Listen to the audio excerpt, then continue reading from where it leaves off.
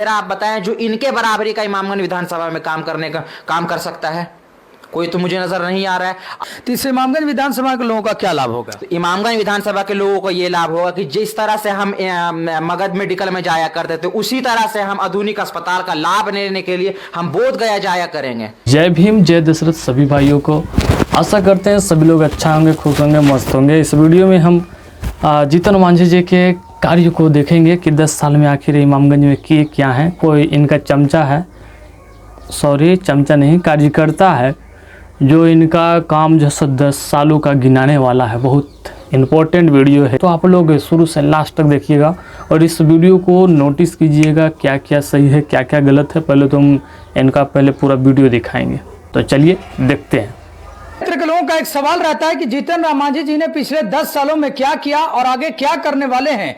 इस पर विशेष चर्चा करने के लिए हमारे साथ दिल्ली में मौजूद हैं अराफत अली, जो कि जीतन राम मांझी जी के काफी करीबी हैं। तो क्या सच में आज ये बताएंगे कि जीतन राम मांझी जी इमामगंज विधानसभा के लिए कितना उपयोगी साबित होने वाले हैं और क्या जनता को एक नया तोहफा दे पाएंगे। इस पर विशेष चर्चा करेंगे। अराफत अली खान साहब, क्या कहेंगे जीतन राम मांझी जी के बारे में? ये हम लोगों के लिए कितना उपयोगी साबित होने वाले इमामगंज विधानसभा के लिए?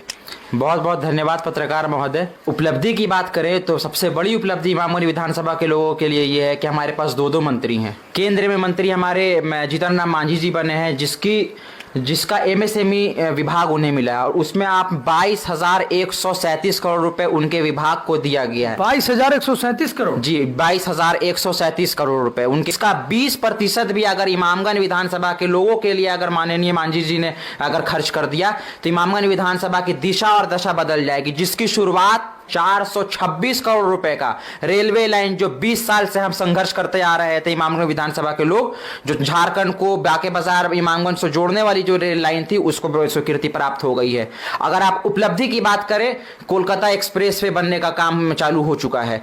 आप उपलब्धि की अगर बात करें तो बोधगया में 50 बेडों का आधुनिक अस्पताल बनने जा रहा है। 50 बेडों का? जी 50 बेडों का आधुनिक अस्पताल बनने जा रहा है। 50 बेडों का अस्पताल बोधगया में बनने जा रहा है, तो इससे इमामगंज विधानसभा के लोगों का क्या लाभ होगा? इमामगंज विधानसभा के लोगों को यह लाभ होगा कि जिस तरह से हम मगध मेडिकल में जाया करते थे, उसी तरह से हम आधुनिक अस्पताल का लाभ लेने के लिए हम बोध गया जाया करेंगे, जो और भी करीब आपके आ गया है। जी अच्छा, लोकल उम्मीदवार की बात की जाती है अराफत अली खान साहब, तो क्या लोकल उम्मीदवार की लोग की मांग की जाती है कि हर बार बाहरी लोग जीत कर चले जाते हैं? इस पर क्या कहेंगे आप?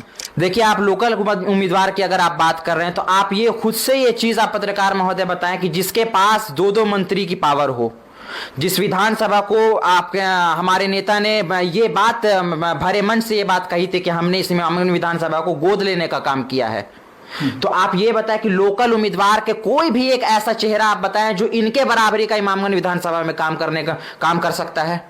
कोई तो मुझे नजर नहीं आ रहा है। आपको अगर है तो आप मुझे उस नाम का आप जिक्र करें। यहाँ पर किसी भी लोकल उम्मीदवार में वो दम खम हो ही नहीं सकता है जो केंद्र में मंत्री बैठे हुए हैं उनके बराबरी वो कर पाए, जो बिहार सरकार में जो मंत्री बैठे हुए उनकी वो बराबरी कर सके। इमामगंज विधानसभा में बस एक मुद्दा रहा है कि कैसे इमामगंज विधानसभा विकसित इमामगंज विधानसभा बनेगा। हमें कोई लोकल उम्मीदवार की जरूरत नहीं, हमें मजबूत और एक सक्षम नेता की जरूरत है, जो इमामगंज विधानसभा के पास ऑलरेडी है। अराफत अली साहब, आज भी देख रहे हैं कि जीतन राम मांझी जी के भी कार्यकाल में लगातार क्राइम हो रहे हैं और लगातार हत्याएं हो रही है। जैसे कुछ उदाहरण भी है, जैसे नाजरीन परवीन की जिस तरीके से जो आत्महत्या का नाम दे दिया गया, अब उसकी सच्चाई अभी तक सामने नहीं आई है। आप देखें तो एक व्यक्ति का फांसी से लटका हुआ शव मिला, कई हत्याएं जो लगातार हो रही है। तो क्या लगता है कि क्राइम कंट्रोल इनके क्षेत्र में हुआ है इनके कार्यकाल में? पत्रकार महोदय, क्राइम की अगर आप बात कर रहे हैं तो क्राइम दो तरह की क्राइम होती है। एक क्राइम का मतलब ये होता है कि बाप बेटे को मार रहा है, चचा भतीजे को मार रहा है, तो ये से क्राइम में, इस क्राइम से आप किसी भी नेता को या किसी भी समाज सेवी को या किसी भी प्रशासन को आप दोषी नहीं मान सकते। क्राइम का मतलब ये मैं मानता हूं कि आप 10 साल पूर्व में जाकर के आप देखें, पहले गांव को जला दिया जाता था, पहले नरसंहार हुआ करता था, एक घर के 5-5 व्यक्ति का गर्दन काट करके फेंक दिया जाता था, वो क्राइम था। और आज के क्राइम में फर्क है। आज के क्राइम पर, और अगर कोई क्राइम होता भी है, कोई भी आप ये बताए कि कोई क्राइम होता भी है तो सिर्फ एक दिन और एक सप्ताह के अंदर में, हमारे नेता के आने के बाद 1 सप्ताह के अंदर में क्राइम करने वाला व्यक्ति जेल के अंदर में होता है। देखिए, जीतन राम मांझी जी के ही क्षेत्र की बात की जाए तो गया तो उन्हीं का क्षेत्र है। शेरघाटी में अभी हाल ही में कोर्ट परिसर में गोली दिन दहाड़े चला दी गई, इस पर क्या हुआ?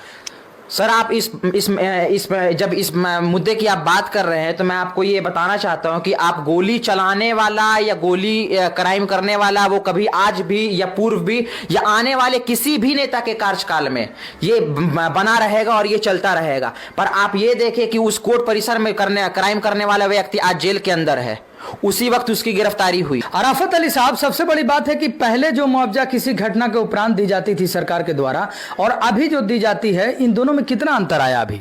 पत्रकार महोदय, आपको मैं ध्यान आकर्षित कराना चाहता हूं कि 5 सितंबर 2024 को सुफियान अंसारी की पानी में डूब जाने से मौत हुई थी, जिसके एक सप्ताह के अंतरकाल में हमारे नेता ने जाकर मुआवजा उनके घर पर जाकर के दिया। उसके बाद हमारे 2 चौधरी समाज के सनातन धर्म के बच्चे हमारे भाई थे, उनके डूब जाने के बाद उनकी मौत हुई थी, उनके घर पर जाकर के मुआवजा देने का काम किया। आपको पूर्व में मैं आपको इतिहास में आपको बताना चाहता हूं कि पूर्व का ये था कि डुमरिया प्रखंड के बकरीडी गांव में नरसंहार हुआ था, जिसमें 5 लोगों की, एक परिवार के 5 लोगों की गर्दन काटने से मौत हुई थी। उसमें कोई मुआवजा नहीं दिया गया था आपको। उसके 15 दिन के बाद ही हमारे सनातन धर्म के भाई के साथ इसी तरह की घटना घटी थी। पहला पॉइंट कि दिल्ली से बैठ के इमामगंज के बारे में बता रहे हैं, ये पॉइंट नोटिस करने वाला था। दूसरा पॉइंट ये नोटिस करने वाला था कि बोल रहे हैं कि कोई ऐसा उम्मीदवार नहीं है। मैं लिखित के साथ एक उम्मीदवार का नाम बता रहा हूं जो जीतन मांझी से 100 गुना अच्छा काम करेंगे। डॉक्टर मुकेश मांझी नाम है। उनके पास भले ही पावर नहीं है, लेकिन समाज के लिए वो अपना जान तक देने के लिए तत्पर है। उम्मीदवार के बात हम करें तो वही नंबर 1 पे हैं वहाँ के लिए, इमामगंज के लिए। अगर आपको लगता है कि नहीं ये जीतन मांझी के ही अपना फैमिली से कोई उम्मीदवार बढ़िया रहेगा, तो उनसे लिखित बोलिए 90% देंगे समाज को, नहीं देंगे। और जहाँ तक बात कर रहे हैं पावर के कि एक केंद्र में है तो एक राज्य में है, किसके लिए है जी? वो खुद के लिए हैं, जनता के लिए नहीं है, समझे? अगर जनता के भलाई सोचते हैं तो किसी और को उम्मीदवार बनाइए, उनको ही जितवाइए, लेकिन नहीं, उनको फैमिली से ही जीतना है। तीसरा जो बात कर रहे हैं रेलवे हॉस्पिटल का, अब तक क्यों नहीं बना? अभी लालच क्यों दे रहे हैं लोगों को? पहले भी तो थे ना विधायक में, तो पहले क्यों नहीं बना? और अभी जो है से लालच दे रहे हैं। मतलब लोगों को चुतिया बनाना आप लोग से सीखा जाए, किस तरह से लोगों को चुतिया बना रहे हैं। फ्यूचर मत बताइए, अभी वर्तमान में क्या कर रहे हैं और पास्ट में क्या किए हैं उसका लिस्ट बताइए, लोगों को चुतिया मत बनाइए। चौथा नोट किए होंगे हत्या मर्डर के बारे में कि जब से आए हैं कि रुका है कि नहीं। कैसा आदमी है यार, इसको तो गाली देने का मन कर रहा। इतना हत्याकांड हो रहा, हाथ जो काट दिया गया था एक टिकारी में, वो बेटा ही काटा था ना। नवादा में आग लगाएगा उसका, सब अपना ही लोग लगा दिया है कि नहीं। औरंगाबाद में गोली मारा गया, वो अपने ही मार लिया था। बलात्कार भी होता है, मर्डर भी, सब अपने कर रहा है ना। आपका सोच में तो यही होगा, कुछ भी नहीं हो रहा। भाई सुधर जाओ यार, जनता के बीच में ऐसा मत बोलना। अगर आप घर पे बोल रहे बहुत अच्छी बात है, लेकिन जनता के बीच में मत बोलिएगा, बहुत मार मारेगा लोग। दिन पे दिन बहुत ज़्यादा घटना घट रहा है, रुक ही नहीं रहा, बढ़ते जा रहा। क्या फ़ायदा ऐसा नेता का? क्या फ़ायदा जो राज्य में भी मंत्री, केंद्र में भी मंत्री, घंटा नहीं लोगों के लिए कुछ हो रहा। मर्डर हत्या बढ़ते जा रहा। जल्द ही मूछ रखने के लिए मारा गया हर्बल में शायद। 2-4 चीज़ ही बताएं आप, जिसमें से एक भी सही नहीं, एक भी सही आपका बात नहीं है। अब आप 10 साल का रिकॉर्ड बताने वाले थे। छी, बेइज्जती करवा लिए। इमामगंज वालों को चुतिया बनाने में खूब लगे हुए हैं। बहुत अच्छा, बनाते रहिए। नेताजी लालच भी दे रहे हैं कि हम तो ये है केंद्र में है तो राज्य में है, सारा चीज़ हमारे पावर में है। महोदय, आप सूक्ष्म लघु मध्यम उद्योग विभाग से जो है ना, वो आपको काम देना ही पड़ेगा। कोई जिताए या ना जिताए, आपको काम देना ही पड़ेगा। ये डिपार्टमेंट आपको सिर्फ खाने के लिए नहीं रखा गया। और जो राज्य में मंत्री हैं वो कहते हैं कि आपदा में देते हैं। आपदा प्रबंधन मंत्री तो वही हैं, उनको देना ही पड़ेगा। कुछ भी आपदा घटित होता है तो उनको देना ही पड़ेगा, वो घर से थोड़े दे रहे हैं। तो लोगों को इस तरह से चुतिया ना बनाया जाए। एक जेन्युइन कैंडिडेट खड़ा किया जाए, उम्मीदवार यहाँ से इमामगंज से, ताकि लोगों का भला हो। जेब भरने से कुछ नहीं होगा, आप समाज के लिए भी कुछ कीजिए। दिल्ली में रहकर आप इमामगंज वालों को जज नहीं कर सकते हैं। गरीब पे क्या अत्याचार हो रहा है वो लोग क्या जानेगा जो चमचाई कर रहा है। गरीब के बारे में जानना है ना तो गरीब के साथ रहिए। काश ऐसा भी सिस्टम होता हमारे समाज में कि अगर कोई भी नेता, विधायक, मंत्री कुछ भी बनना चाहता है तो 80-90% जनता को समर्पित करे, उन्हें ही जिताया जाए।